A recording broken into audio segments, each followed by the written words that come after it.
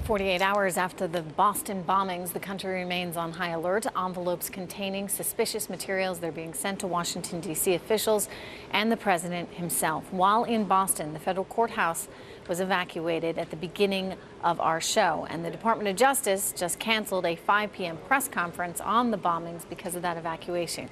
Joining us right now to discuss all these security concerns is Richard Falkenrath. He served as part of the Homeland Security team under George W. Bush and was Deputy Commissioner of the New York Police Department.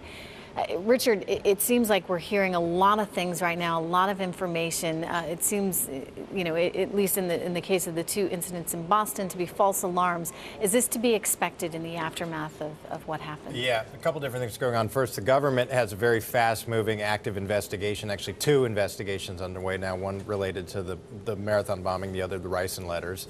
So they're busy, and they're focused on their internal job, and dealing with the media and the general public will happen when they're ready for it to happen. So it could be that they have a press conference at 11 p.m. if there's an arrest. I mean, that's not unheard of by any means. The other thing that's going on right now is we are at a condition of heightened alert.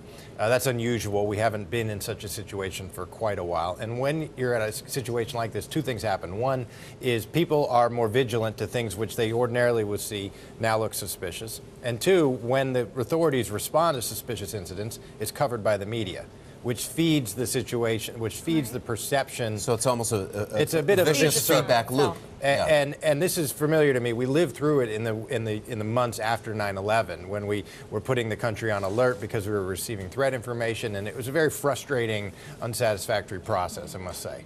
Well, think about it. Today, the Boston courthouse and Brigham and Women's Hospital both evacuated, both, as it turns out, thankfully, false alarms. Yesterday, LaGuardia Airport in the morning. In the afternoon, a U.S. Airways flight at Logan Airport. 4 incidents. How do we balance vigilance with not overreacting? Not particularly well. I mean, as a country, when the country gets nervous about being attacked again, this is what happens. This is just sort of the noise that occurs. One of the president's jobs here, and he doesn't have that many things to do about the actual investigation. He presides over it, but it's really run in the field. But one of his jobs is to communicate with the American people and get the tone just right. The right level of concern and attention, but also calm and downplaying irrational fears.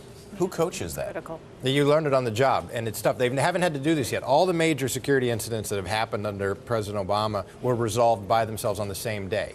So the Aurora shooting, the Fort Hood shooting, the underwear bomber, the Sandy Hook shooting, they were all done. The perpetrator was killed or apprehended immediately in all those cases. This is one where it goes on for a period of days at least.